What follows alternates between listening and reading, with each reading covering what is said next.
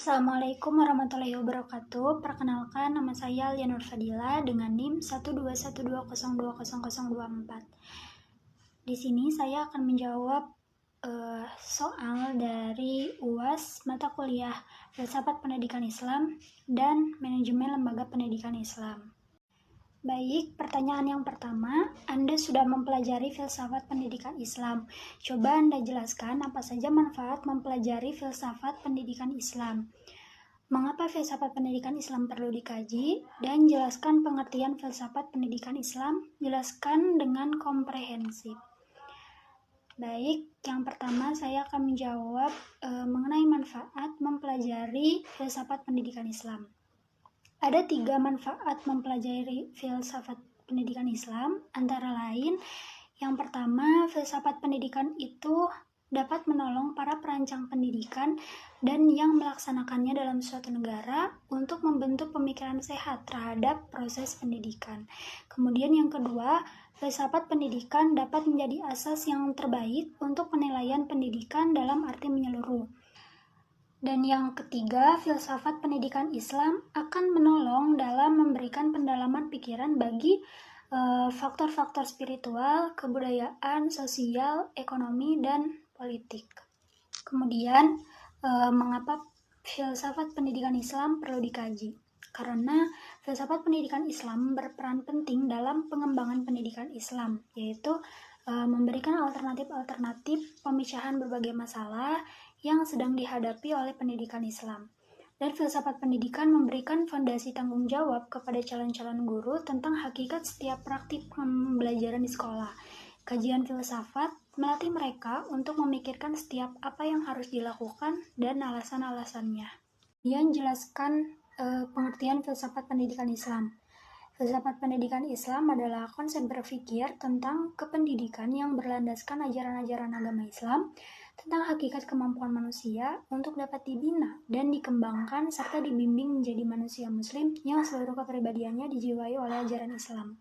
Kemudian pertanyaan yang kedua, deskripsikan ruang lingkup dalam kajian filsafat pendidikan Islam dan jelaskan filsafat pendidikan Islam dari segi ontologi, epistemologi, dan aksiologi. Ruang lingkup filsafat terbagi menjadi 3, yaitu ontologi, epistemologi, dan aksiologi. Ruang lingkup filsafat pendidikan berkaitan dengan masalah pendidikan seperti tujuan dan cita-cita filsafat pendidikan. Kemudian interpretasi tentang sifat manusia, nilai pendidikan, teori pengetahuan, dan hubungan pendidikan, dan juga berbagai bidang kehidupan nasional dan berbagai komponen sistem pendidikan. Ruang lingkup filsafat pendidikan Islam meliputi aspek-aspek tujuan pendidikan, kurikulum, pendidik, peserta didik, metode, materi, evaluasi, dan lingkungan pendidikan. Ontologi adalah ilmu yang mempelajari sesuatu yang ada atau berwujud berdasarkan logika, sehingga dapat diterima banyak orang yang bersifat rasional dan sudah terbukti kebenarannya itu. Kemudian epistemologi adalah ilmu yang membahas tentang suatu kebenaran pengetahuan atau sebuah cara seseorang untuk memperoleh suatu ilmu atau kebenaran ilmu tersebut. Kemudian aksiologi adalah suatu bentuk aplikasi seseorang atas ilmu yang diperoleh dan yang sudah mencapai suatu hakikat kebenaran yang ia ketahui dan menerapkan hal tersebut di kehidupan sehari-harinya.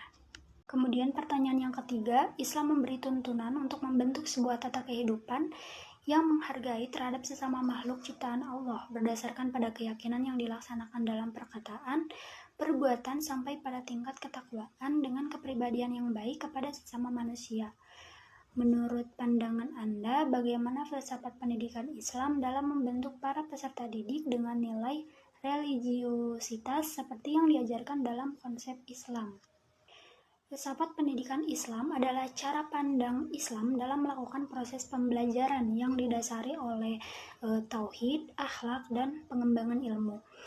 Peran aktif guru serta orang tua dalam penanaman nilai-nilai religius berdampak pada terbiasanya peserta didik melaksanakan ibadah dan kegiatan keagamaan lainnya. implementasi penanaman nilai-nilai religius pada peserta didik melalui metode yang digunakan, dan program-program kegiatan keagamaan di sekolah yang mengadopsi nilai-nilai pesantren berdampak pada terbentuknya karakter peserta didik yang religius. Kemudian pertanyaan yang keempat, kultus individu dan fanatisme kelompok dalam sebuah tatanan sosial masyarakat merupakan cara seseorang dalam menjalankan agamanya. Menurut pandangan Anda, bagaimana sikap seorang pendidik dalam mengaktualisasikan nilai yang terkandung dalam agama yang bisa mengantisipasi pengaruh negatif dari pengkultusan dan fanatisme? Nah, jadi pembenahan paradigma pendidikan Islam melalui pendidikan inklusif multikultural dan pendidikan profetik inklusif multikultural harus dilakukan. Guru memiliki tugas penting menanamkan rasa keberagamaan yang harmonis dalam perbedaan. Melalui pendidikan inklusif multikultural diharapkan mampu menumbuhkan rasa tasamuh dan kebersamaan, dijauhkan dari sekat-sekat primordial dengan menekankan pendidikan agama yang berbasis pluralitas. Pertanyaan yang kelima, kesulitan dalam kehidupan sosial membuat masyarakat Indonesia cenderung mengabaikan moralitas dan ajaran agama dalam mencukupi keperluan dari aspek ekonomi mereka, terutama pada saat krisis dan resesi global seperti sekarang ini. Menurut Anda, bagaimana idealnya sikap seorang pendidik dalam menghadapi tantangan zaman seperti ini? Nah, jadi profesional seorang guru dalam menghadapi pendidikan di era global tidak hanya melaksanakan pembelajaran di kelas, melainkan mendidik, mengasuh, membimbing, dan membentuk kepribadian peserta didik yang memiliki kemampuan mempersiapkan dan mengembangkan diri sebagai sumber daya manusia yang kritis dan kreatif.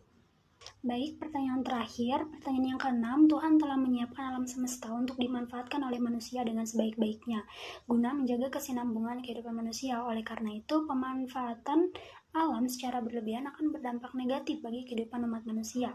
Bagaimana Islam menyikapi masalah interaksi manusia terhadap alam semesta melalui jalur pendidikan Islam?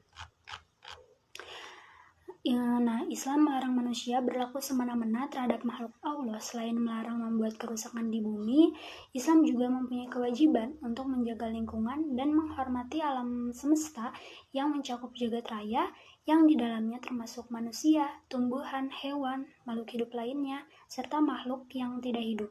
Misalnya, kalau di sekolah, misalnya menjaga kebersihan kebun sekolah, menanam tumbuhan di sekolah, menyiram tumbuhan di sekolah, kemudian juga memberi pupuk untuk tumbuhan di sekolah, dan lain. Itu saja jawaban dari saya. Mohon maaf apabila terdapat banyak kesalahan. Terima kasih. Wassalamualaikum warahmatullahi wabarakatuh.